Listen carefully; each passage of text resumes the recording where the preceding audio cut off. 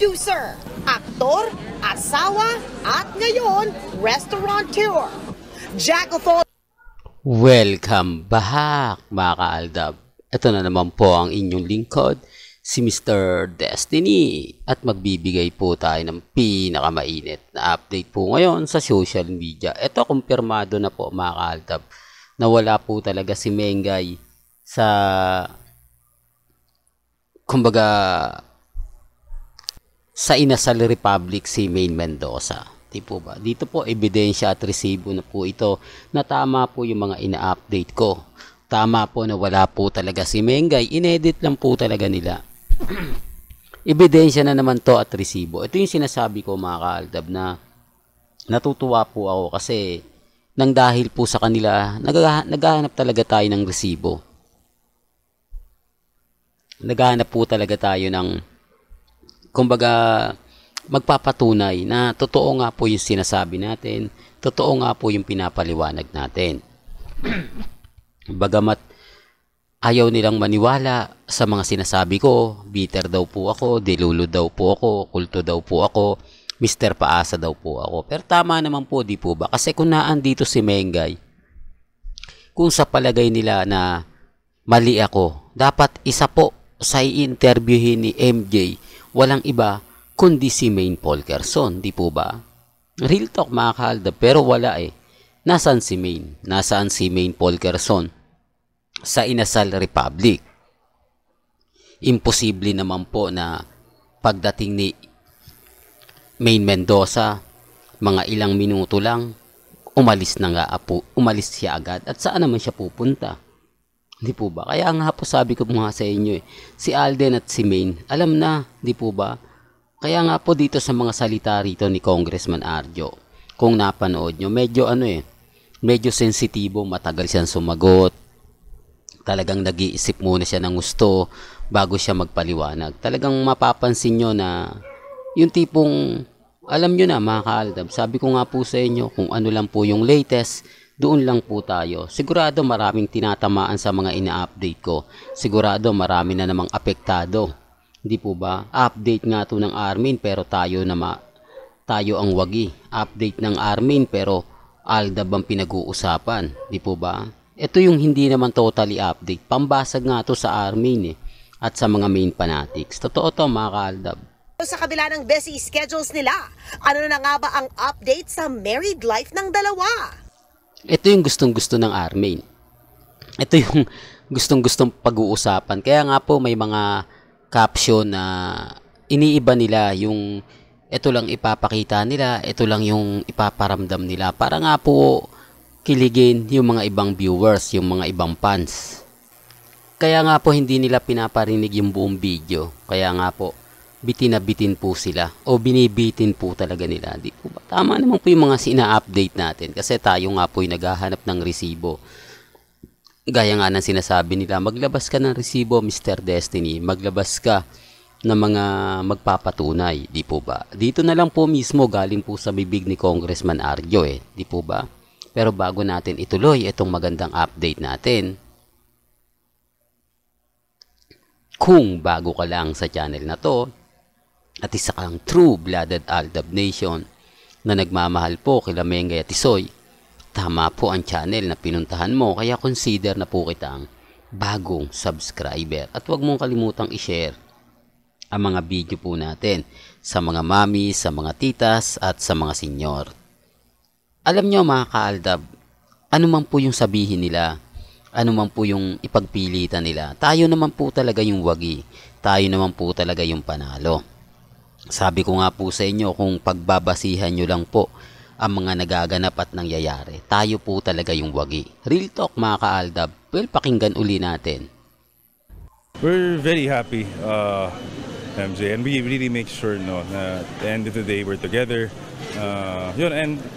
Dito kinat po nila MJ, no? Hindi niya, parang hirap na hirap po kasi magsalita si Congressman Arjo.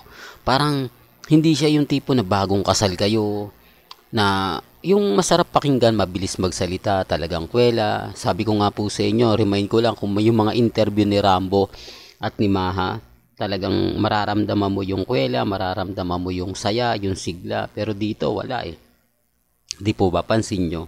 Pero gaya ng sinabi ko, nagiging bitter lang po talaga ako kapag may mga bagay-bagay na may pinapaliwanag, may ganito, may ganyan, di po ba? Relax lang naman po ako. Ang sa akin lang naman po, maging matatag, maging kampante. Di po ba? Yan ang kagandahan nyo po sa channel ni Mr. Destiny. Kung totoo po yung relasyon nila, kung walang kasal-serye nga po, mapapaniwala po talaga tayo. Sa mga interview pa lang, malalaman nyo na eh. Di po ba? Well, tuloy natin. To try to understand each other's schedules. She's super understanding naman. Also, with whatever I do, she's always so supportive. Busy din ang kanyang Ito nga po yung sinasabi ko. Busy raw po si Maine. Di po ba? Saan nga po ba naging busy si Maine Polkerson? Saan nga po ba siya naging abala? Kung mapapansin nyo, wala naman po siyang teleserye, wala naman po siyang taping, wala naman po siyang main goals. Endorsement lang naman po yon at TV commercial. Di po ba? Para lang klaro, para lang po sa kaalaman ng lahat, para lang po sa mga taong dumadaan at bumibisita sa channel natin. Sabi ko nga po sa inyo, may mga bagay-bagay nga po na mahirap nga pong ipaliwanag. Mahirap pong magkomento, lalo na nga po kapag ang pinag-uusapan natin, sila Mengay at Tisoy. Ano man po kasi yung sabihin nila rito, magiging bitter lang po ako. Pero galing naman po mismo sa bibig ni Mengay o sa bibig ni Congressman Arjo. Di po ba? Hindi lang nila matanggap na kumbaga yung mga sinasabi ko, mga pinapaliwanag ko, umaayon din naman po sa mga nababasa nila at nakikita. Ako nga po, 101% video na nga po yung naririnig ninyo. Video na nga po o galing na po mismo sa bibig ni Congressman. Tuloy natin. Gaya na lang ng isang tweet ni Maine noong Setyembre pa to na sobra na raw Ito nga po nakakapagtataka, bakit September pa? Hindi po ba nag-post si Mengay ng ang dami? Pero September pa po ito mga kaaldab. Hindi po ba? Napakatagal. Grabe. September, October, November, December. Wala po kasing update. Ito, baka magtanong kayo, oo nga Mr. Destiny, bakit September yun nilabas? Wala po kasing bago. Wala po kasing magpapatunay na ganito, ganyan, ganun. Real talk to, kaya nga po September eh. Dito lang po kasi magandang update na magsasabi nga po na buntis si Maine Mendoza. Na pag-uusapan nga po dito na kumbaga, alam nyo na mga kaaldab, dito kasi sinasabi nila buntis na raw si Maine. Kumbaga malaki na nga po raw ang tiyan, etc. etc. Di po ba? Kung mapapansin nyo sa E80 ng mga panahon na yon, ito yung pinansasampal sa akin. Ito yung sinasabi nila, move on ka na Mr. Destiny, buntis si Maine. Di po ba? Matatandaan nyo po ba to? Well, tuloy natin. raw ang antok niya. Hinala ng fans. Baka gaya ng isa sa kanyang mga bestie na si Maha Salvador. Pero bago po yung post, no? September yung kay Maine, pero bago po yung kay Maha.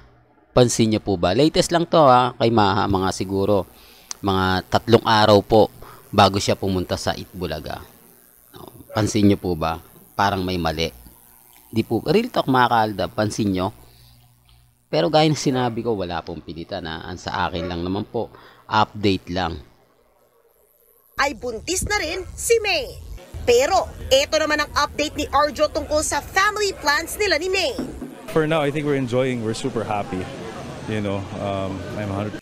Dito natatawa po ako, ini-enjoy lang daw po nila yung buhay nila. Di po ba? Ini-enjoy mo pala dapat hindi muna sila nagpakasal.